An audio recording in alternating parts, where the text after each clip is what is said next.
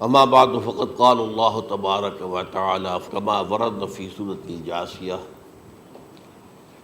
اعوذ باللہ من الشیطان الرجیم بسم اللہ الرحمن الرحیم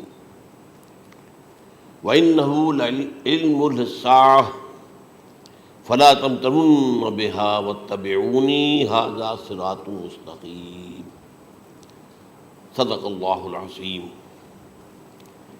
رب اشرح لي صدری ویسر لي امری واحلل عقدۃ من لسانی یفقہوا قولی اللہم ربنا الہمنا رشدنا واعذنا من شرور انفسنا اللہم ارنا الحق حقا وارزقنا اتباعہ وارنا الباطل باطلا وارزقنا اجتنابہ آمین یا رب العالمین۔ قادیانیت سے متعلق ایک بحث کا آغاز ہو گیا تھا، کیونکہ ہمارے علم میں یہ آیا تھا کہ قادیانیوں نے خاص طور پر ماڈل ٹاؤن کو اپنا ایک مرکز اور اپنا اڈہ بنانے کا فیصلہ کیا، اور اس کا ہمیں تجربہ بھی حاصل ہو گیا۔ کچھ نوجوان اہل سنت کے نوجوان میرے پاس آئے تھے اور انہوں نے میری توجہ ادھر منصرف کرائی کہ یہاں پر یہ اپنی جمعے کی نماز کے لیے اوپن گراؤنڈ استعمال کر رہے ہیں اور اس میں لگا لیتے ہیں پارٹیشن وغیرہ، اور بڑی یوں سمجھیے کہ بڑی مہم کے ساتھ دونوں طرف کی سڑکیں بند کر کے، اور جو بھی لوگ مسافر ہیں انہیں بھی دعوت دیتے ہیں کہ آئیں یہاں جمعہ پڑھیں، اور بعض لوگ مغالطے میں وہاں جمعہ پڑھ لیتے ہیں۔ تو اس کے حوالے سے انہوں نے کوشش کی کہ کچھ نہ کچھ اس سلسلے میں، کیونکہ انہوں نے مجھے لا کر قانون دکھایا۔ پاکستان میں جو قانون نافذ ہے وہ یہ ہے، چاہے یہ کہ وہ نافذ نہیں ہے بالفعل، لیکن ہے قانون کی کتاب میں تو موجود ہے کہ قادیانی اپنے کوئی جو بھی ان کے نزدیک بھی ان کے مذہبی شاعر ہیں ان کو مسلمانوں کی شکل میں برملا علی الاعلان ادا نہیں کر سکتے، کیونکہ وہ تو دھوکہ دینی بات ہو گئی کہ لوگ سمجھیں گے یہ مسلمان ہی ہیں۔ اب جب انہیں، آپ کو معلوم ہے کہ ہماری پوری جو مرکزی اسمبلی تھی، نیشنل اسمبلی، اس کے فیصلے کے تحت قرار دیا گیا بالاتفاق کہ قادیانی غیر مسلم ہے، دائرہ اسلام سے خارج ہے۔ یہ تو فیصلہ ہوا پارلیمنٹ کا اس بڑے پیمانے، بعد میں پھر ضیاء الحق صاحب کے زمانے میں یہ تو ہوا تھا، آپ کو معلوم ہے بھٹو کے زمانے میں، تو ضیاء الحق صاحب کے زمانے میں اسی کی گویا کہ فردر سٹیپ کے طور پر یہ بات طے کی گئی اور قانون بنا دیا گیا کہ وہ اپنی مسجد کو مسجد نہیں کہہ سکتے اور مسجد کی صورت پر نہیں بنا سکتے کہ گزرنے والے کو یہ خیال ہو کہ یہ مسجد ہے۔ اسی طرح وہ اگر کوئی اسلامی شاعر کا ارتکاب کریں گے علی الاعلان تو بھی یہ قابل تعزیر ہے، جرم ہے۔ وہ اپنے کئی احاطوں کے اندر، اپنے گھروں کے اندر جو چاہیں کریں، لیکن کھلے میدان میں آ کر جو شاعر اسلامی باہر ان لوگوں نے سب کچھ اڈاپٹ تو کر رکھا ہے۔ سب سے بڑی بات تو وہ ہے کہ انہوں نے ایک جھوٹے نبی کا اقرار کیا ہے کہ وہ نبی ہے، اس نے ہمارے درمیان فصیل حائی کر دی ہے۔ اب جو اس کو مانتے ہیں ان کے نزدیک ہم کافر ہیں۔ آپ کو معلوم ہے کہ یہ میں بیان کر چکا ہوں کہ حالانکہ قائد اعظم کا کتنا بڑا احسان تھا کہ چودھری ظفر اللہ خان کو انہوں نے فارن منسٹر بنایا پاکستان کا، لیکن جب ان کا انتقال ہوا ہے قائد اعظم کا تو اس کی جنازے کی نماز میں شریک نہیں ہوا، وہ شخص موجود رہا۔ جو دوسرے ممالک کے سفراء آئے ہوئے تھے، ظاہر بات ہے وہ مسلمان تو نہیں تھے، کوئی عیسائی تھے یا کوئی اور تھے، ہندو تھے، بدھ تھے، جو بھی تھے۔ اب چونکہ قائد اعظم کا انتقال تھا ایک مملکت کے صدر کا، تو وہ لوگ سبھی موجود تھے، لیکن ظاہر ہے کہ وہ نماز میں شریک نہیں ہوئے، وہ مسلمان تو نہیں تھے۔ ان کے ساتھ کھڑا رہا یہ شخص، اس نے یہ بات، اور جب اس سے پوچھا گیا کہ تم شریک کیوں نہیں ہو تو اس نے کہا دیکھو بھائی، مجھے یا تو مسلمان سلطنت کا کافر وزیر سمجھ لو یا کافر سلطنت کا مسلمان وزیر سمجھ لو۔ میرے نزدیک یہ کافر سلطنت ہے، میں اس کا مسلمان وزیر ہوں چونکہ میں قادیانی ہوں۔ اب تمہارے نزدیک یہ اسلامی مملکت ہے تو میں کافر ہوں، پھر میں اس کی نماز کیسے پڑھوں؟ تو بہرحال ان چیزوں کی وجہ سے جو دھوکہ دینے والا معاملہ ہو گیا، ورنہ کوئی اور لوگ ہوں یہاں پہ، ہمیں ان سے تعارض نہیں ہے۔ عیسائی بھی ہیں، اپنی تبلیغ کرتے ہیں، کوئی خلاف ان کے رد عمل نہیں ہوتا، الا یہ کہ کہیں یہ واقعہ پیش آ جائے یا کوئی یعنی خام خواہ کو شوشہ کوئی شرارتی لوگ اٹھا لیں کہ انہوں نے قرآن کی یہ جو ہے بے حرمتی کی ہے، تو یہ تو پھر تحقیق سے معلوم ہو سکتا ہے کہ واقعتاً کی تھی کہ نہیں کی تھی۔ لیکن ایک وقت میں جو اس پر تو ان کا احتجاج ہوتا ہے، لیکن یہ کہ ان کے جو ہے چرچ ہے ان کی ساری اور تبلیغ ان کی ہو رہی ہے اور بڑھ بھی رہی ہے تعداد ان کی، لیکن اس کے خلاف کوئی رد عمل تو ہمارے یہاں نہیں۔ تو یہ ہے اصل میں وہ بات۔ تو اس پر جو گفتگو شروع ہوئی تھی میں آج اس کی تکمیل کرنے جا رہا ہوں۔ حضرت عیسیٰ علیہ السلام کی دوبارہ آمد کا تعلق ہے، اس کے ضمن میں قرآن مجید میں جو نص قطعی ہے وہ نص قطعی یہ ہے اِنَّهُ لَعِلْمٌ لِلسَّاعَةِ فَلَا تَمْتَرُنَّ بِهَا۔ حضرت عیسیٰ کا ذکر ہوا ہے سورہ جاثیہ میں، اور وہاں فرمایا گیا ہے کہ یہ عیسیٰ کا دوبارہ آنا قیامت کی علامت ہوگا، یعنی کہ اب قیامت بالکل قریب آ گئی ہے۔ اِنَّهُ لَعِلْمٌ لِلسَّاعَةِ، علم حاصل ہوگا ان کی دوبارہ آمد پر کہ اب قیامت جو ہے وہ سر پر آ گئی ہے۔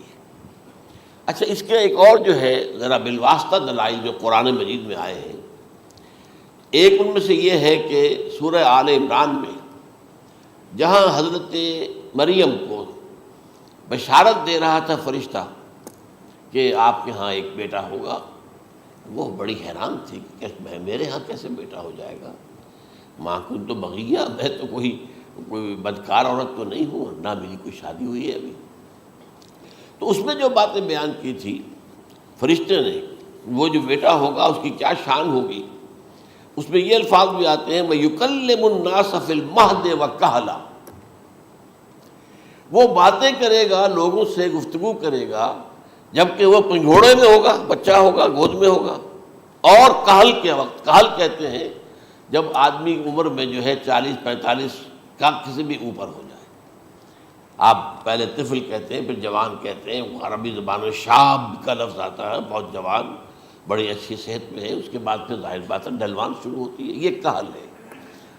جب بڑھاپے کے آثار شروع ہوتے ہیں، بال سفید ہونے شروع ہوتے ہیں، تو یہ کہل، قبول۔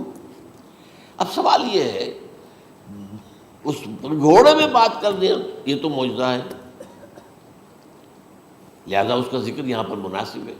یہ بڑے ہو کر بات کرنے کی کیا ضرورت تھی کہنے کی، وہ تو سبھی کرتے ہیں انسان، یہ اسی لیے کہ معلوم ہو کہ کہولت بھی انہیں آئے گی یار، حالانکہ آپ کو معلوم ہے سب مانتے ہیں، عیسائی بھی مانتے ہیں، سب مانتے ہیں، 33 برس کی عمر میں انہیں اٹھا لیا گیا، اس دور میں تو کہولت آئی نہیں، اس لیے قرآن ذکر کر رہا ہے۔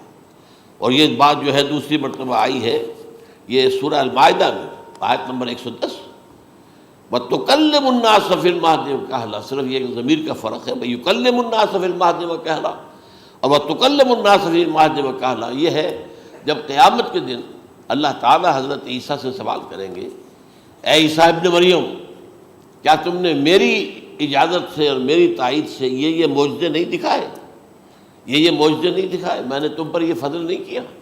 اور یہ گویا کہ بالواسطہ عیسیٰ کے ماننے والوں سے خطاب ہے کہ اللہ تعالیٰ کے کتنے بڑے بڑے احسان ہوئے، اور اسی میں تم بات کرتے تھے لوگوں سے پنگھوڑے کے اندر بھی اور کہولت کی عمر میں بھی۔ تو یہ کہولت کی عمر کب آئی؟ حضرت عیسیٰ علیہ السلام، تو اس کے بغیر تو ممکن ہی نہیں ہے کہ وہ دوبارہ دنیا میں آئیں، پھر ان کے اوپر وہ عمر آئے اور اس عمر کے اندر بھی وہ بات کریں گے۔ تو یہ میرے نزدیک قرآن مجید کے اندر دلائل ہیں اس چیز کے کہ حضرت عیسیٰ علیہ السلام کی دوبارہ جو ہے آمد ہوگی۔ اب اس ضمن میں چاہتا ہوں کہ آج خاص طور پر جو الساعہ کی اور جو علامتیں قرآن میں آئی ہیں، یہ ضمنی مضمون ہو جائے گا، لیکن بہرحال یہ بھی ایک معلوماتی مضمون ہے کہ ایک تو یہ قیامت کی بڑی نشانیوں میں سے حضرت عیسیٰ کا دوبارہ آنا، اور کیا کیا جو ہے باتیں بیان ہوئی ہیں وہ ذرا غور سے سن لیجیے۔ پہلی بات میں نے ہلکا سا حوالہ دیا تھا، ہم تو ایک لفظ قیامت بولتے ہیں، وہ قیامت جو ہے اتنا ہمارے نزدیک جامع لفظ ہے کہ جس میں وہ بھی جو زلزلۃ الساعہ آئے گا وہ بھی ہے، پھر جو نفخ روح، نفخ ساق ہوگا وہ بھی ہے، لیکن قرآن مجید سے معلوم ہوتا ہے کہ یہ الساعہ ہے، وہ گھڑی جس دن کے یہاں قیامت برپا ہوگی، زلزلہ آئے گا، شدید ترین حالات آئیں گے، فوری طور پر تمام انسان مر نہیں جائیں گے۔ جو ہے اس کا نقشہ جو کھینچا گیا ہے، یا ایھا الناس اتقوا ربکم ان زلزلۃ الساعۃ شیء عظیم یوم ترونها تذہل کل مرضعۃ عما ارضعت وتضع کل ذات حمل حملها وتری الناس سکارى وما هم بسکارى ولکن عذاب اللہ شدید۔ اے لوگو ڈرو، اللہ کا تقوی اختیار کرو، اس لیے کہ قیامت کا زلزلہ بہت سخت شے ہے، بہت بھاری شے ہے۔ ان زلزلۃ الساعۃ شیء عظیم، جب پہاڑ چل رہے ہوں گے اور جو ہے انسان جو ہیں گے وہ جس طرح پروانے ہوتے ہیں، پتنگے ہوتے ہیں، ایسے اڑ رہے ہوں گے انسان، اور اس میں یہ بھی حال ہوگا کہ لوگ جو ہے ہر جو دودھ پلانے والی ہے وہ اپنے بچے کو بھول جائے گی۔ ظاہر بات ہے کہ اپنی پڑی ہوئی ہے مصیبت، حالانکہ سب سے زیادہ محبوب ترین شے دنیا میں اس سے اونچی محبت نہیں ہو سکتی جو ماں کو اپنے دودھ پیتے بچے سے ہوتی ہے، انہیں بھول جائے۔ تذہل کل مرضعۃ عما ارضعت، اور تمہیں ایسا محسوس ہوگا کہ لوگ کسی نشے کی کیفیت میں ہیں، یعنی وہ بدحواش ہیں، وہ بدحواس ہو گئے، لیکن یہ کہ وما هم بسکارى، اور وہ مدہوش نہیں ہوں گے، ولکن عذاب اللہ شدید۔ تو یہ ہے زلزلۃ الساعہ، وہ ایک خاص وقت جو ہے، ایک خاص گھڑی جس میں کہ یہ ہونا ہے۔ اس کے علاوہ قرآن مجید میں القارعہ، القارعہ والقارعہ وما ادراک ما القارعہ، یوم یکون الناس کالفراش المبثوث وتکون الجبال کالعہن المنفوش۔ اب یہ کیا ہے؟ یہ نقشہ قیامت، یہ وہی ہے الساعہ، القارعہ الساعہ۔ اسی کے ساتھ قرآن میں آتا ہے الواقعہ، اذا وقعت الواقعۃ لیس لوقعتها کاذبہ، تو یہ خافضۃ رافضہ، یہ الفاظ سورہ واقعہ میں ہے۔ اسی طریقے سے اور جو ہے الحاقہ، ما الحاقہ وما ادراک ما الحاقہ، یہ تمام جو الفاظ قرآن مجید میں آئے ہیں یہ آئے ہیں الساعہ کے لیے، قیامت کے لیے نہیں۔ قیامت میں بعد میں بتاؤں گا آپ کو۔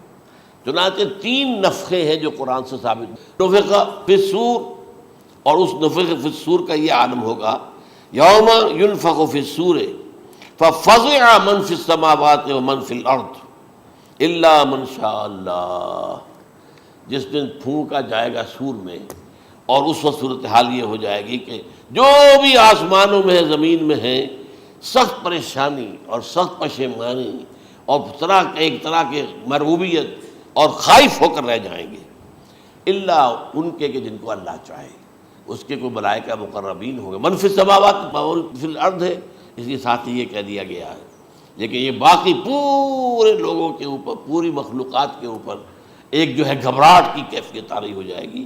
تو یہ ہے پہلا فضا۔ دوسرا فضا کیا ہے؟ فضا صعق، صعق کہتے ہیں آدمی کا بے ہوش ہو جانا۔ یہ دوسری مرتبہ جب سور پھونکا جائے گا، وَنُفِخَ فِي الصُّورِ فَصَعِقَ مَن فِي السَّمَاوَاتِ وَمَن فِي الْأَرْضِ إِلَّا مَا شَاءَ اللَّهُ، یہ ہے کہ اس کے بعد وہ سب کے اوپر موت طاری ہو جائے گی۔ یہ دوسرے سور پھونکے جانے کے بعد ہے۔ پھر ثُمَّ نُفِخَ فِيهِ أُخْرَى، پھر ایک مرتبہ اور پھونک ماری جائے گی، یہ تیسرا ہو رہا ہے۔ فَإِذَا هُمْ قِيَامٌ يَنظُرُونَ، تو اچانک سب کے سب کھڑے ہوں گے اللہ کی طرف دیکھتے ہوئے۔ اب یہ جو ہے یہ ہے یوم القیامہ، قام یقوم قیامتاً، کھڑا ہونا، کیونکہ اس دن یوم یقوم الناس لرب العالمین، جس دن کے تمام انسان جو ہے کھڑے ہو جائیں گے اپنے رب کے حضور میں، جس کا نقشہ کھینچا گیا ہے اذا دکت الارض دکا دکا وجاء ربک والملک صفا صفا۔ تو یہ سب کے سب انسان بھی جو ہے موجود ہوں گے، فرشتے صفے باندھے ہوئے ہوں گے، اور اللہ تعالیٰ جو ہے اپنے خاص عرش کے ساتھ، یحمل عرشہ ثمانیہ، 8 فرشتے اس عرش کو اٹھائے ہوئے ہوں گے، جبکہ یہ آسمان پھٹے گا اور اس روئے ارضی پر اللہ تعالیٰ کا نزول ہوگا۔ یہ جو ہے ہمارا یوم القیامہ یہاں ہے، یوم القیامہ ہی میں جو فیصلے ہونے یہاں ہونے، قصہ زمین برسر زمین، جو نیکیاں تم نے یہاں کمائی ہیں یا جو بدیاں تم نے یہاں جن کا ارتکاب کیا، کا فیصلہ یہاں ہوگا۔ اس کے بعد واللہ عالم کچھ اور بھی چیزیں ہیں، لیکن یہ کہ وہ سب عام طور پر لوگوں کے علم میں نہیں ہے۔ میں نہیں چاہتا کہ خام خواہ کسی نئی بات سے کوئی جو ہے ذہنوں کے اندر کوئی تشکیک پیدا ہو جائے، شبہات پیدا ہو جائے، لیکن یہ چیزیں جو میں نے آپ سے عرض کی یہ از قرآن ثابت ہے، اسی زمین پر اترنا ہے۔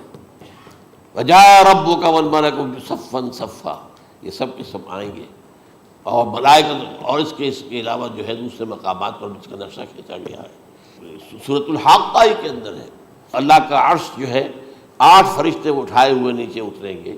تو یہ تمام چیزیں قرآن مجید میں مذکور ہیں، اور یوم القیامہ یہی ہوگا، لیکن وہ ہے یوم القیامہ۔ ہم قیامت کہتے ہیں اس کو جس کو قرآن کہتا ہے الساعہ، الزلزلہ، الحاقہ، القارعہ، الواقعہ، یہ ہے در حقیقت جو پہلا معاملہ ہے کہ اس کے اندر جو ہے فضا ہو جائے۔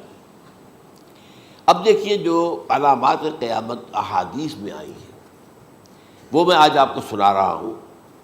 ان کو دو حصوں میں تقسیم کیا جاتا ہے، علامات صغریٰ، علامات کبریٰ۔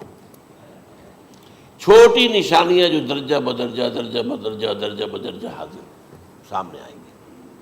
ایک ہے بالکل قیامت سے متصل قبل بڑے جو خرق عادت واقعات ہوں گے وہ آئیں گے۔ اچھا، پہلی چیز کے سلسلے میں حضرت انس رضی اللہ تعالیٰ عنہ سے یہ مروی ہے اور یہ حدیث متفق علیہ ہے۔ پہلی علامت حضور نے بیان کی قیامت کی علامات میں سے، اب میں لفظ قیامت اسی معنی میں بول رہا ہوں جس میں کہ ہم عام طور پر بولتے ہیں۔ آپ نے فرمایا علم اٹھا لیا جائے گا، جہالت کا دور دورہ ہوگا۔ اب یہ کون سا علم اٹھایا جائے گا؟ سائنس کا علم نہیں، دین کا علم۔ آج تو ساری قدر و قیمت جو ہے جس کے لیے دوڑتے ہیں لوگ، لاکھوں روپے کی فیسیں دے کر، ایم بی اے ہو رہے ہیں، یہ جو ہے اکاؤنٹنسی کا پاس کر رہے ہیں، یہ سی اے کر لیا ہے، یہ کوئی اور جو ہے فزکس میں، کوئی کیمسٹری میں ڈاکٹریٹ کر لی ہے، ڈاکٹر بن گئے تو کیا ہی کہہ رہے ہیں۔ اس لیے کہ بڑی چیز جو پاکستان سے ایکسپورٹ ہوتی ہے وہ ڈاکٹر ہیں۔ اس جو اتنے بڑے پیمانے پر جو کالج کھلے ہوئے، 3 لاکھ روپے ایک سال کی فیس، 5 لاکھ روپے ایک سال کی فیس، یہ کیوں لیتے ہیں اور کیوں لوگ دیتے ہیں؟ کہ موقع مل جاتا ہے ایم بی بی ایس کر کے۔ امریکہ کے اندر بھی ڈیمانڈ ہے، ان کے ہاں ڈاکٹر جو ہیں جتنے ہونے چاہیے نہیں ہے، لہذا اور بھی بہت سی جگہوں پر ڈیمانڈ ہے۔ تو جس چیز کی مارکیٹ میں ڈیمانڈ ہے وہ علم ہے۔ آج علم کمپیوٹر کا علم ہے یہ، حالانکہ ان میں سے کسی کے اوپر لفظ علم کا اطلاق میرے نزدیک غلط ہے، جہالت ہے۔ علم وہ ہے جو ذہن کو جلا دے، جو سوچ کو جلا دے، روشنی پیدا کرے، دماغی روشنی، وسعت دے، انسان کے فکر کو وسعت دے، اس کے ذہنی جو ہے جو افق ہے اس کو وسیع کرے۔ علم تو وہ ہے جو حقیقت کے کیا علم بھی اس سے عطا فرمائے۔ قرآن ہے، حدیث ہے، باقی اور چیزیں جو اس سلسلے میں آ سکتی ہیں وہ ہے کہ جو قرآن اور حدیث کی سمجھنے میں مومن ہوں اور زیادہ جو ہے اس کے تک فہم کو آسان کر دیں۔ لیکن یہ کہ فرمایا علم اٹھا لیا جائے گا، جہالت کو فروغ ہوگا۔ ظاہر بات ہے ایک ہی بات ہوئی ہے۔ دوسرے نمبر پہ یہ کہ جہالت کو فروغ ہوگا۔ نمبر 3 زنا کثرت سے ہوگا۔ نمبر 4 شراب نوشی عام ہو جائے گی۔ نمبر 5 عورتوں کی تعداد بہت زیادہ ہو جائے گی، مردوں کی تعداد کم ہو جائے گی، یہاں تک کہ 50 عورتوں کا خیر خبر کرنے والا، کوئی نگرانی کرنے والا، وہ ایک مرد۔ اچھا، یہ تو ہے ایک حدیث جو میں نے آپ کو بیان کر دی، متفق علیہ، یہ بخاری اور مسلم دونوں میں ہے۔ دوسری حدیث بخاری کی ہے، اس کو حضرت ابو ہریرہ رضی اللہ تعالیٰ عنہ نے روایت فرمایا ہے، قیامت آئے گی جب امانت ضائع ہو جائے گی۔ آج ہمارے ہاں امانت کے ضائع ہونے کا جو نقشہ ہے شاید پوری دنیا میں کہیں اور نہیں۔ جس طرح کے غبن یہاں ہوتے ہیں، جس طرح کک بیکس جو ہے وہ لیے جاتے ہیں، اس غریب یعنی قوم غریب ہے لیکن یہاں وہ امیر بہت بڑے بڑے لوگ ہیں، وہ تو دنیا بھر کے ٹاپ کے امیروں کے اندر ان کا شمار ہو جائے گا۔ لیکن یہ کہ یہ سب امیر کیسے بنے؟ غبن بلین آف ڈالرز کا، اب تو اس سے کم کی تو بات ہی نہیں ہوتی۔ فلاں نے اتنے بلین جو ہے پیسے اپنا جو ہے قرضہ معاف کرا لیا۔ بھائی کس نے کیا، کون کرتا ہے معاف؟ یہ کسی کے باپ کی جاگیر ہے؟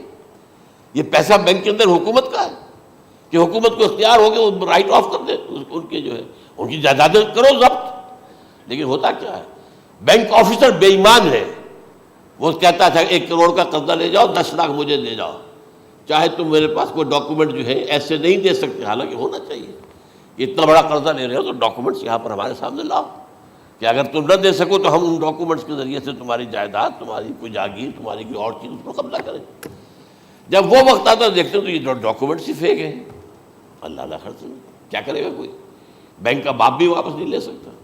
اور یہ سب کس کی بے ایمانی ہے؟ وہ جو بیٹھا ہوا بینک مینیجر، سارا سودا اس کے ماں باپ ہوتا ہے۔ کہ 1 کروڑ ہے نا، 10 لاکھ مجھے دو، 90 تم لے جاؤ، باقی یہ کہ ٹھیک ہے میں تمہارے جو ڈاکومنٹس تم پیش کر رہے اس میں کوئی اعتراض نہیں کرتا، بس جاؤ۔ اور نمبر 2، حکومت نااہلوں کے سپرد ہو جائے گی۔ یہ ہے امام بخاری کی روایت کردہ روایت جو حضرت ابو ہریرہ سے۔ مسلم شریف میں ابو ہریرہ رضی اللہ تعالیٰ عنہ سے ایک اور روایت ہے، مال عام ہو جائے گا یہاں تک کہ زکوٰۃ قبول کرنے والا کوئی نہ ہوگا۔ یہ بات وہ ہے جو آج سعودی عرب اور UAE کے اندر آپ کثرت سے دیکھ سکتے ہیں۔ دولت جو ہے وہ ریل پیل، ابھی تھوڑا سا آیا ہے معاملہ خاص طور پر دبئی میں، کیونکہ وہاں بہت زیادہ کنسٹرکشن ہو رہی تھی، تو پوری دنیا میں آپ کو معلوم ہے کہ جو ریئل اسٹیٹ کہلاتا ہے اس کا حال بہت پتلا ہے، لیکن وہاں کے دولت ریل پیل ہے ہر جگہ پر۔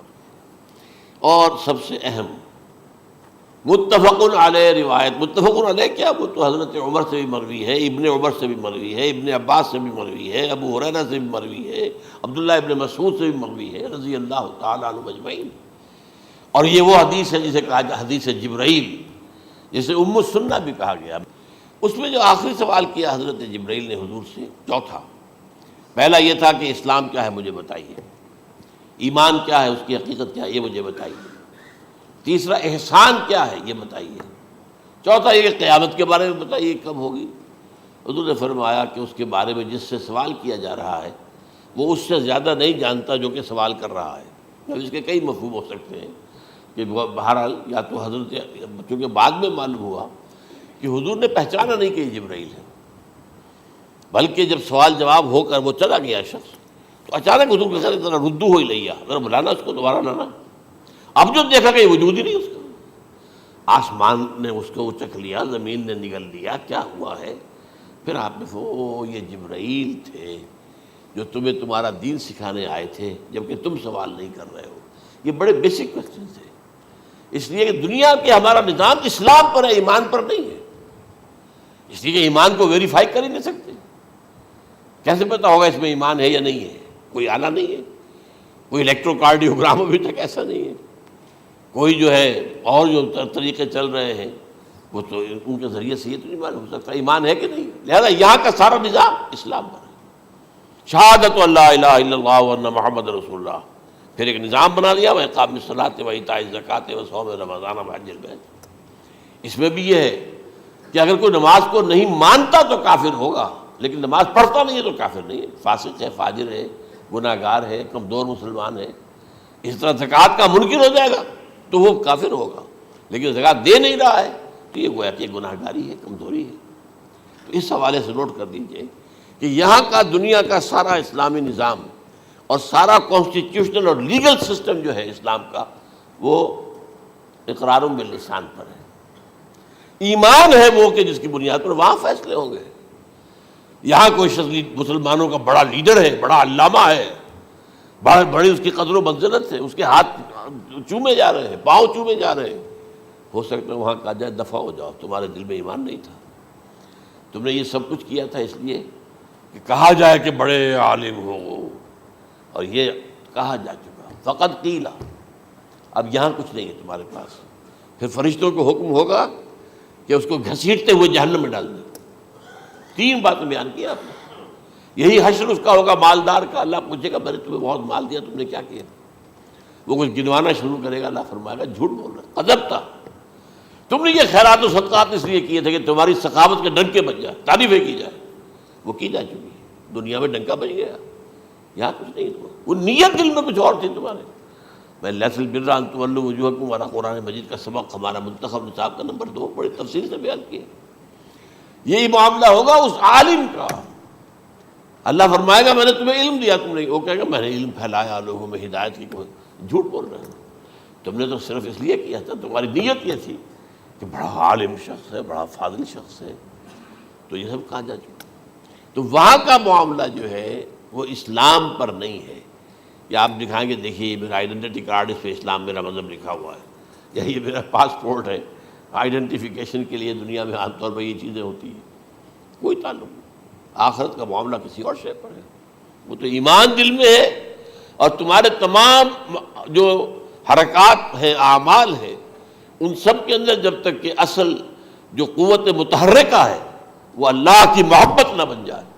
اخلاص للہ، بحب اللہ للہ، اور یہ کہ یہ تمام چیزیں جیسا کہ فرمایا، ایک حدیث بڑی پیاری ہے، ایمان کی تکمیل کی علامت کیا ہے؟ فرمایا من احب للہ وابغض للہ ومنع للہ واعطى للہ فقد استکمل الایمان. جس شخص کے نے محبت جس سے بھی کی، اللہ کے لیے کی، اپنے مفادات کے لیے نہیں، رشتہ داری کی بنیاد پر نہیں. محبت اوپر ہو جائے، رشتہ دار کا حق ہے دو، بیوی کے حقوق ہیں دو، لیکن محبت یہ اللہ کے لیے ہو کہ فلاں شخص سے مجھے محبت اللہ کے لیے. اور اگر نفرت رکھی تو اللہ کی وجہ سے رکھی، اس لیے رکھی کہ وہ اللہ کے دین سے دور ہے، وہ اللہ کے راستے پر نہیں آ رہا ہے، وہ فسق و فجور کی جو ہے زندگی کو آ رہا. اس میں بھی یہ ہے کہ یہ نہیں ہے تعلق قطع کر لو، تعلق قطع کرو گے تو تبلیغ اور اصلاح کا موقع کہاں رہے گا، لیکن دلی محبت نہیں ہوگی اس میں. تو اگر محبت ہے تو اللہ کے لیے، اور نفرت ہے تو اللہ کے لیے. اور کسی کو کچھ دیا ہے تو اس لیے کہ اللہ کا حکم ہے کہ دوں، اور کسی سے کچھ روکا ہے تو اس لیے کہ اللہ کا حکم ہے کہ روکوں، اس کو نہیں دینا ہے. فقد استکمل الایمان، تو اس شخص نے ایمان کی تکمیل کر لی. یہ ہے اصل جو ڈیسائیڈنگ فیکٹر ہے، وہ یہ ہے. اور اس ایمان کی پہلی علامت کیا ہے؟ کیسے معلوم ہو میرے اندر ایمان ہے؟ پہلی علامت سب سے کم تر درجے کا ایمان، اس میں فرمایا گیا اذا اساءت کا سیئۃ وحسنت کا حسنۃ فانت مومن. اگر کوئی اچھا کام کر کے خوشی ہو اور کوئی برا کام ہو جائے تو ملامت ہو، یہ کیا کر بیٹھا، یہ میں نے کیا کیا ہے، یہ مجھے نہیں کرنا چاہیے تھا. یہ اگر احساس ہے نیکی اور بدی کا تو تمہارے اندر ایمان ہے. یہ ایمان ہے ادنا درجے کا. اور وہ ایمان من احب للہ ہے وابغض للہ ہے واعطى للہ ہے ومنع للہ فقد استکمل الایمان. اچھا، یہ جو متفق علیہ حدیث ہے جو حضرت جبرائیل کی ہے، اس میں پھر انہوں نے کہا کہ اچھا اگر آپ مجھے یہ کب ہوگی قیامت نہیں بتا سکتے تو اس کی کچھ علامتیں بتائیے. یہ بڑی عظیم تھا، کیونکہ یہ تو تمام احادیث کے اندر میں نے عرض کیا نا کہ سب سے زیادہ صحابہ سے منقول ہے. اور آپ نے فرمایا کہ جب لونڈی اپنی مالکہ کو جنے گی اور تم دیکھو گے کہ ننگے بدن ننگے پیر بھوکے ننگے بھیڑوں اور بکریوں کو چرانے والے اونچی سے اونچی عمارتیں بنانے میں ایک دوسرے کا مقابلہ کریں گے. اذا تلد الامۃ ربتها، کیا بانی ہے؟ یہ خاص الفاظ کیوں کہے گئے؟ اولاد والدین کے سامنے دب کر رہتی تھی، کبھی سینہ تان کر بات نہیں کرتے تھے. ٹھیک ہے، کوئی بات آپ مان نہیں سکتے، ابا جان یہ بات تو میں نہیں کر سکتا. یا فرض کیجئے کہ وہ آپ کو کسی نیکی سے روک رہے ہیں، کسی دینی کام سے روک رہے ہیں، ابا جان یہ تو میں نہیں کروں گا، یہ تو دین کا فرض ہے. یہ کہیں آپ، اور ڈٹ کر کہیں اور جمیں اس پر، لیکن یہ کہ کوئی سرکشی کا انداز نہ ہو. ایسا نہ ہو کہ اپنے جناب سینے کو تان کر کے کھڑے ہو جائے، میں نہیں کروں گا، یہ نہیں، یہ غلط ہو جائے. اچھا، اولاد میں بیٹی جو ہوتی تھی وہ زیادہ سبارڈینیٹ، سبمسو، بات ماننے والی، کہیں بھی سر اونچا نہ کرنے والی. اور آخری دور میں کیا ہوگا؟ بیٹیوں سے مائیں ڈریں گی، انہیں ٹوک نہیں سکتی کسی بات پر، پتہ نہیں کیا بک دے گے، کیا بکواس کر دے. یہ تو ہمارے ہاں ہو گیا ہے، باہر کیا ہے وہ تو آپ یہ بھی نہیں پوچھ سکتے.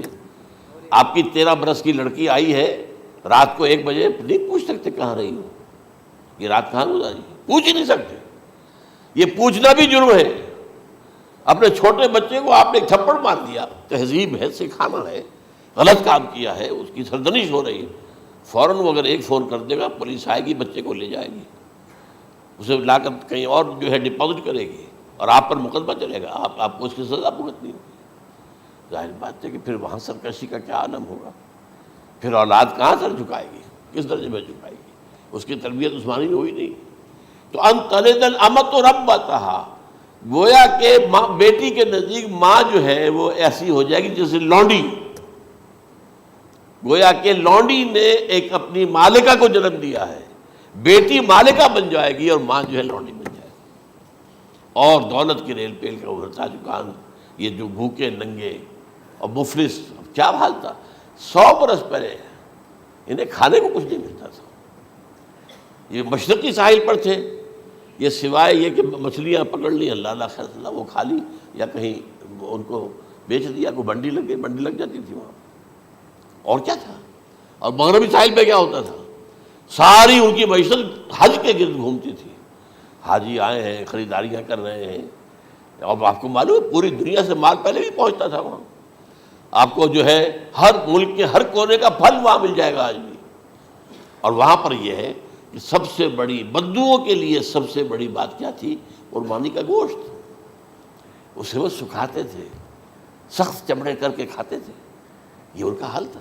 آج جا کر دیکھیے نئے شہر بن رہے ہیں، امریکنز کو کانٹریکٹ دیے جا رہے ہیں، بالکل ماڈرن شہر بنا دو، ایک ایبسلیوٹلی ماڈرن شہر جو ہے، وہ جو مشرقی ساحل کے اوپر جو پہلے سے آرام کو سٹی ہے، امریکن سٹی ہو، اس کے اندر کوئی سعودی بھی داخل نہیں ہو سکتا سوائے جس کے پاس اس سٹی کی طرف سے لائسنس نہ ہو، اور اس کی چار دیواری کے اندر، چار دیواری کیا فصیل کے اندر کہی ہے، جو چاہو کرو، کوئی تم پر پابندی نہیں، ننگے نہاؤ، تالاب ہے نہا رہے، ننگی عورتیں ننگی مردیں نہا رہے، کوئی پوچھنے والا نہیں۔ اب اسی قسم کا ایک سٹی آباد ہونا جا رہا ہے مغربی ساحل پر، جدہ اور ینبوع کے درمیان، اور اس میں اصل میں جتنی بھی دولت ہے جو پیٹرول کی ہے، وہ وہیں پر رکھ لی جاتی ہے امریکہ کے اندر، تاکہ امریکہ جو ہے ایسے ایسے پروجیکٹ بنا کر جب تمہیں دے گا تو اس میں سے پیسے دے گا، وہ نہیں ملتی ان کو واپس۔ بہرحال یہ تو ایک میں نے ایک جگہ آپ سے ذکر بھی کیا تھا، دی کنفیشنز آف این اکنامک ہٹ مین، وہ کنفیشنز کی بات جو ہے اگر آپ میں سے کسی کو دلچسپی ہو تو اسے پڑھیں کہ کس طریقے سے 1973 کے آئل امبارگو کے بعد جو شاہ فیصل شہید کے زمانے میں ہوا تھا، پھر جس طریقے سے امریکہ نے ان تمام ممالک کو جکڑ لیا ہے، اس کا پورا جو پروسیس کیا تھا وہ سامنے آتا ہے۔ بہرحال اس کے بعد آتا ہے علامات کبریٰ کا ذکر، بڑی علامتیں جو کہ بالکل خرق عادت کے انداز میں ہوگی، جن کا معاملہ جو ہے وہ آپ کے ناپ تول میں نہیں آ سکتا، آپ کی کیمسٹری فزکس اس کا جو ہے وہ نہیں کر سکتی ادراک ہوگا یہ قیامت کی۔ ان میں نمبر 1 کیا ہے، ایک بہت بڑا دھواں آئے گا، پوری دنیا کو لپیٹے گا۔ نمبر 2 دجال کا ظہور ہوگا، جو اپنی خدائی کا دعویٰ لے کر آئے گا اور بنوائے گا، اس کے ہاتھ میں ہو جائیں گے، قبضے میں ہو جائیں گے سارے ذرائع پیداوار کے، اس کی طرف بھی پہلا قدم اٹھ چکا ہو، ٹرپس کے نام سے معاہدہ ہو چکا ہے، کوئی ملک اپنا بیج پیدا نہیں کر سکتا ہو، یہ بیج ہم نے ڈیولپ کیے ہیں، ان کے ڈیولپمنٹ سے پہلے تم ایک ایکڑ سے کتنی گندم لیتے تھے، آج کتنی لے رہے ہو، کس بنا پر؟ جینیٹکس کا جو کام ہم نے کیا ہے اس کی بنا پر ہو رہا، ہاں تو ہمارا حق ہے، اس کی رائلٹی ہمارے پاس آنی چاہیے، لہذا صرف ان اداروں سے ملٹی نیشنل سے خریدا جائے گا بیج، اور بیج بھی وہ دیں گے وہ کہ جس سے جو فصل اگے گی وہ بیج نہیں لا سکتی، وہ بیج کا کام نہیں کر سکتی۔ جیسے آپ کو معلوم ہے کہ آپ کے ہاں جو گوشت کھایا جاتا ہے مرغے کا، تو مرغا وہ جو ہے اس میں مرغا ہو یا مرغی ہو، اس کے اندر کوئی وہ کیفیت ہی نہیں ہے، ان کے انڈے جو ہے ان سے آپ بچے حاصل نہیں کر سکتے، ہے تو انڈا، دیکھنے کو تو انڈا ہے، لیکن وہ بنڈا جو ہے اس سے بچہ تو نہیں حاصل کر سکتے۔ ایسے ہی وہ گندم کا بیج دیں گے، نظر آئے گی گندم، لیکن اس کے اندر وہ صلاحیت نہیں ہے کہ اس سے جو فصل اگے گی اس کا نتیجہ جو ہے وہ بھی آپ لے سکیں، یہ ہونا ہے، اللہ جانے، قدم اٹھ رہے ہیں ادھر۔ پھر یہ ہے کہ دابۃ الارض، زمین سے ایک حیوان نمودار ہوگا، زمین شق ہوگی۔ ابھی میں کہہ رہا ہوں خرق عادت ہے، یہ چیزیں وہ نہیں ہیں جو ہماری کسی حساب کتاب میں جو باتیں پہلے آئی ہیں وہ تو حساب کتاب میں آ رہی ہیں، ساری سمجھ میں آ رہی ہیں، ساری چیزیں مشاہدہ ان کا ہو رہا ہے، لیکن یہ ہے کہ دابۃ الارض، یہ کہتے ہیں کہ کوہ صفا، اس میں تو نہیں ہے حدیث میں، کوہ صفا پھٹے گا اور اس میں سے ایک حیوان دابہ وہ ظاہر ہوگا، تو اسی لیے فرمایا ہے وَإِذَا وَقَعَ الْقَوْلُ عَلَيْهِمْ أَخْرَجْنَا لَهُمْ دَابَّةً مِّنَ الْأَرْضِ تُكَلِّمُهُمْ، تو ہم اندر سے پیٹ کے چیر کر زمین کے پیٹ کو ایک حیوان کو برآمد کریں گے جو انسانوں سے بات کرے گا، گفتگو کرے گا۔ نمبر 4 طلوع الشمس من المغرب، یہ بھی خرق عادت، سورج تو طلوع ہوتا ہے مشرق سے، غروب ہوتا ہے مغرب میں، لیکن اس وقت معاملہ الٹا ہو جائے، یعنی جو کائنات کے اندر جو گڑبڑ ہوگی کچھ سمجھ میں بات آتی ہے کہ یہ معاملہ جو ہے یہ تو اس پورے سولر سسٹم کو اگر بدل دیتے ہیں تو مشرق مغرب ہو جانا، مغرب مشرق ہو جانا، یہ بالکل سمجھ میں آنے والی بات ہے۔ اس کے بعد ہے عیسیٰ ابن مریم کا نزول، جس کے بارے میں آج میں نے گفتگو کی ہے تفصیل سے۔ یہ نزول ہونا ہے، یہ علامات قیامت میں سے حضور نے بیان فرمایا ہے، اور قرآن مجید کی جو اصطلاحات ہیں اس کے حوالے سے میں نص قطعی جو ہے وہ میں آپ کے سامنے رکھ چکا ہوں۔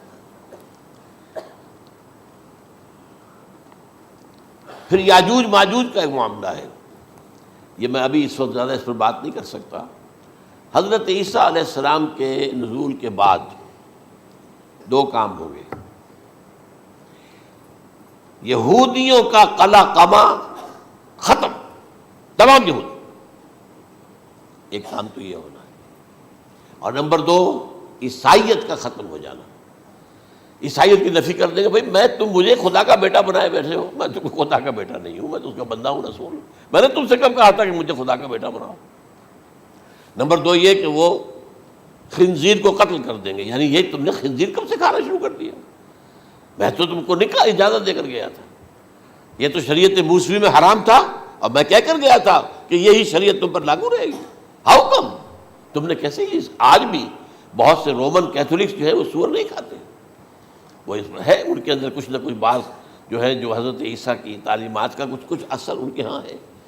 میں تو ایک مرتبہ، یہ 1971 کی بات ہے، 4-5 دن کے لیے برسلز میں رکا تھا، اس لیے کہ وہاں مجھے ایک صاحب نے خط لکھا تھا کہ وہاں ایک نوجوان ہے، ابھی اس ایمان لایا ہے، اور اس کے کچھ مسائل ہیں، ہم کوشش کر رہے ہیں ان کے مسائل حل کریں، آپ بھی جا رہے ہیں۔ میں انگلینڈ جا رہا تھا تو واپسی پر آپ ان کے یہاں چند دن ٹھہرے، میں حیران ہوا، ویسے اس نے مجھے اپنے گھر ٹھہرایا نہیں، اس لیے کہ ماں باپ تو اس کے کرسچن تھے، اور پولیس کا چیف آفیسر اس کا باپ تھا، چیف آف پولیس فورس۔ اس نے مجھ سے 1 دن کھانے پہ بلایا، میں ہوٹل میں ٹھہرایا مجھے، اس نے کہا آپ اطمینان سے یہاں کھانا کھائیں، اس گھر میں نہ آج تک کوئی شراب کی بوند آئی ہے اور نہ ہی کوئی بوٹی آئی ہے سور کی۔ رومن کیتھولکس، اب اکلوتا بیٹا تھا یہ عبدالعزیز، اس نے بعد میں نام رکھا، وان کینٹر اس کا نام تھا جو کہ اوریجنل تھا، پھر اس نے نام رکھا عبدالعزیز وان کینٹر، پرانا نام بھی بہرحال رکھا۔ نہایت نیک، نہایت خوبصورت، 28 سال کی عمر تھی، اور اس وقت میں نے دیکھا تھا کہ اس کی فقہی معلومات جو ہے میری معلومات سے 10 گنا زیادہ۔ اس کی وجہ کیا ہے؟ وہ گیا تھا موراکو میں ایز اے ٹیچر ملازمت کرنے، پیسہ کمانے، وہاں وہ مسلمانوں سے اس کا ہوا رفت ضبط ہوا، اسلام کی تعلیمات سامنے آئی، اسلام لے آیا، اب اکلوتا بیٹا ہے، اور ماں باپ جو ہے کرسچن کیتھولکس۔ جب وہاں سے واپس آیا تو پھر کہتے ہیں کہ ہمارے درمیان ایک معاہدہ ہے، وی آر لیونگ ٹوگیدر، لیکن یہ معاہدہ ہے ہم مذہب پہ بات نہیں کریں گے، بس باقی جو بھی ہے وہ ساتھ رہ رہے ہیں۔ لیکن میں حیران ہوا، مجھے معلوم نہیں تھا۔ اچھا، اس کے بعد اس نے جب اسلام کا فیصلہ کیا تو اس کے سامنے سوال آیا کون سی فقہ اختیار کروں، تو اس نے بڑی جو ہے تھورو اسٹڈی کی ہے تمام فقہوں کی، کمپیریٹو اسٹڈی، ان کو کرنے کے بعد پھر فائنل فیصلہ اس کا یہ تھا کہ حنبلی فقہ میں اختیار کروں۔ 4 فقہوں میں سب سے لیٹسٹ حنبلی ہے، یعنی حنفی نمبر 1، پھر مالکی نمبر 2، پھر اس کے بعد شافعی نمبر 3، پھر یہ امام احمد ابن حنبل ہے۔ اور امام احمد ابن حنبل کے زمانے تک احادیث بہت بڑے پیمانے پر جمع ہو چکی تھی، جبکہ ابھی حضرت امام ابو حنیفہ کے زمانے میں کوئی اتنا زیادہ جو ہے حدیث کا ابھی ذخیرہ نہیں بنا تھا۔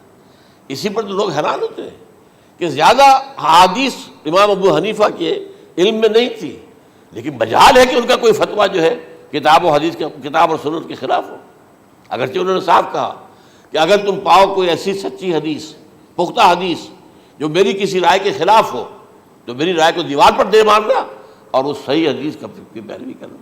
لیکن ویسے اس کے بعد یہ کمال یہ ہے کہ بہت ہی کوئی شاذ معاملہ ہے کہ جس میں ان کا کوئی فتویٰ وہ کتاب و سنت کے منافی ہو یا سنت کے منافی ہو۔ کتاب پہ تو سوال پیدا نہیں ہوتا، کتاب تو ساری ان کے سامنے موجود تھی۔ اس کے بعد یہ ہے کہ یاجوج ماجوج، اصل میں بتا رہا تھا آپ کو کہ جب عیسائیت بھی ختم ہو گئی یہود ویسے ختم ہو گئے، استیصال ہو گیا، جڑ کٹ گئی۔ اب عیسائیت گویا کہ اسلام میں ضم ہو گئی، عیسائیت مذہب ختم، یہودی خود ختم۔ اب یہ طاقت کتنی ہو جائے گی؟ تقریباً 2/3 دنیا آ گئی،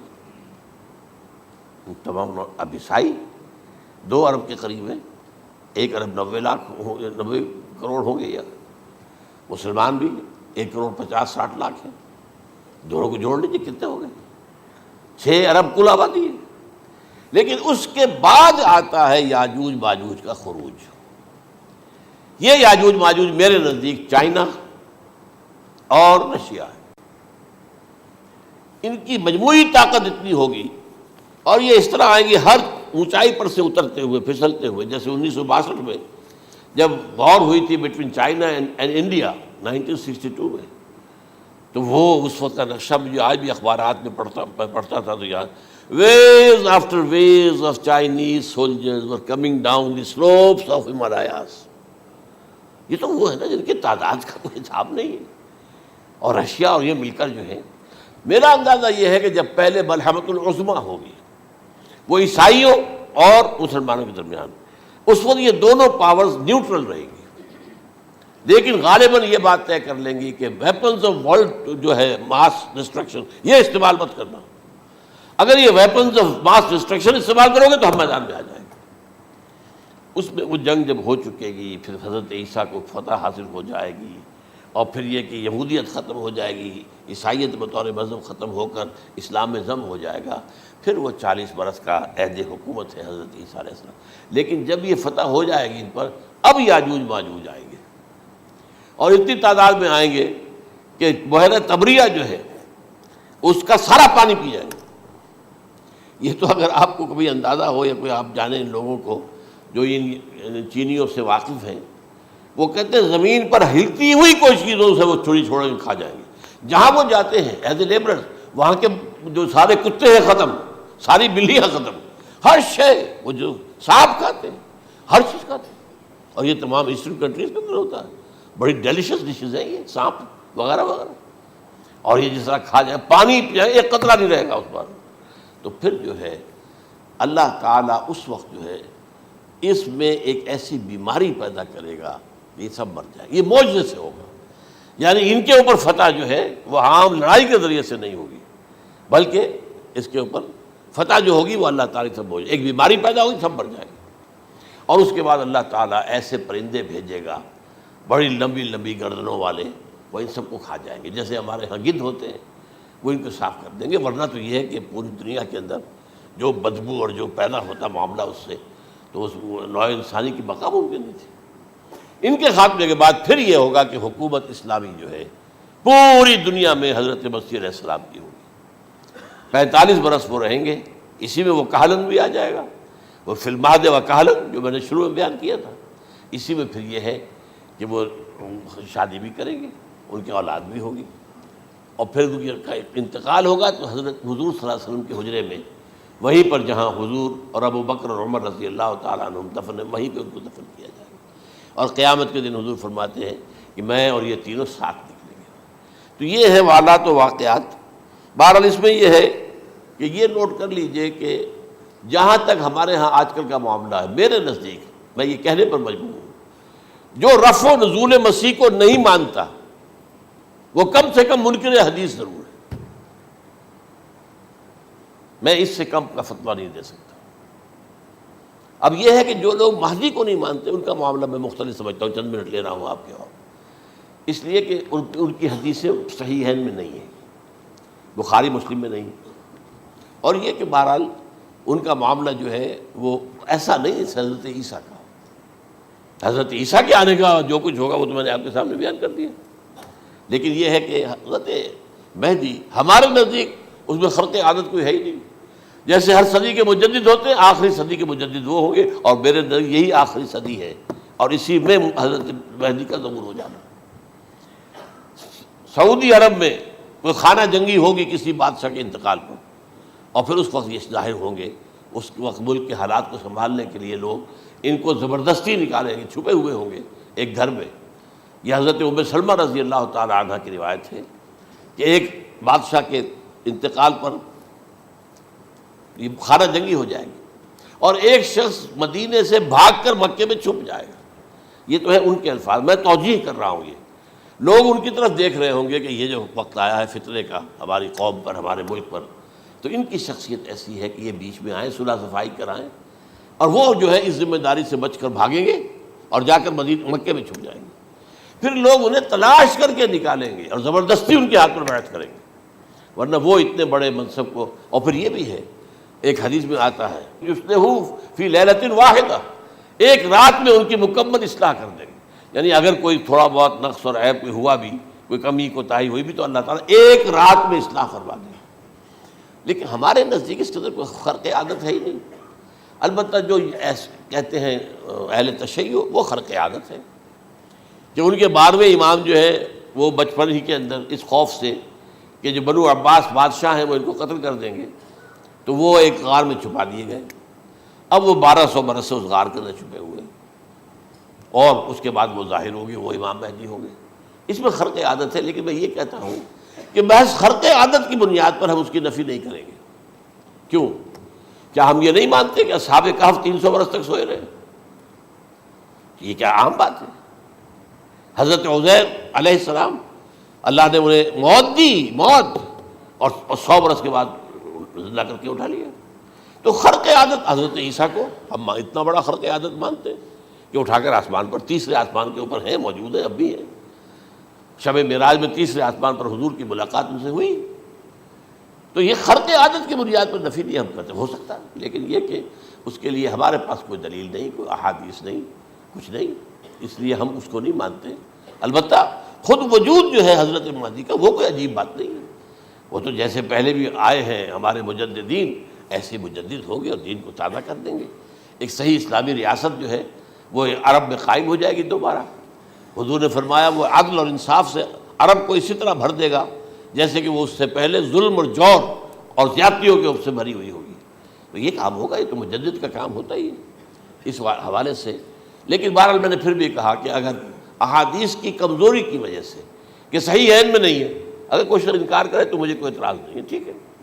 لیکن جو حضرت عیسیٰ کے نفع سماوی اور حضرت عیسیٰ کے نزول کا انکار کرتا ہے، وہ کم سے کم، میں انہیں اور آگے کوئی فتویٰ نہیں دیتا کہ وہ کافر ہو گئے یا یہ ہو گئے یا وہ ہو گئے، لیکن منکر حدیث کے لائن میں تو وہ لازماً کھڑے ہو گئے، کیونکہ اتنی واضح